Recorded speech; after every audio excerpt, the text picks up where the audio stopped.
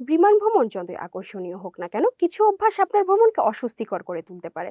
তাই বিশেষজ্ঞরা বলেছেন বিমানে আটটি কাজ করা উচিত নয়। বিমানে ভ্রমণ করার সময় ফ্লাইট অ্যাটেন্ডেন্টসকে কখনোই স্পর্শ করবেন না। তারা শুধুমাত্র আপনাকে সহায়তা করার জন্যই বিমানে আছেন। বোর্ডিং এর পরপরই টয়লেট ব্যবহার করবেন না। টয়লেট ব্যবহারের কাজ টার্মিনালে সেরে নিতে পারেন। বোর্ডিং করার সময় টয়লেট ব্যবহার ক্রুর কাজকে ব্যাহত করে। বিমানে ভ্রমণের সময় হাত পা ছড়িয়ে রাখবেন না। এটি বিপজ্জনক এবং অন্য যাত্রীদের জন্য বিরক্তির কারণ হতে পারে। ল্যান্ডিং এর পর তাড়াহুড়া করে সামনে না গিয়ে ধৈর্য ধরে অপেক্ষা করুন। আপনার পালা এলেই নামবেন। ক্রুর নির্দেশনা অনুযায়ী কাজ করবেন। ক্রুর নির্দেশনা নিয়ে কখনো প্রশ্ন করবেন না। তারা কঠোর প্রশিক্ষণপ্রাপ্ত এবং আপনার নিরাপত্তার জন্য কাজ করছেন। অন্য যাত্রীর আর্মরেস্টে পা তুলবেন না, এটি অন্য যাত্রীর জন্য অস্বস্তি ও বিরক্তির কারণ।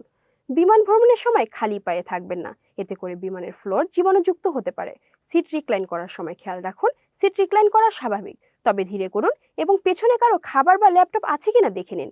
সম্ভব হলে জানিয়ে দিন।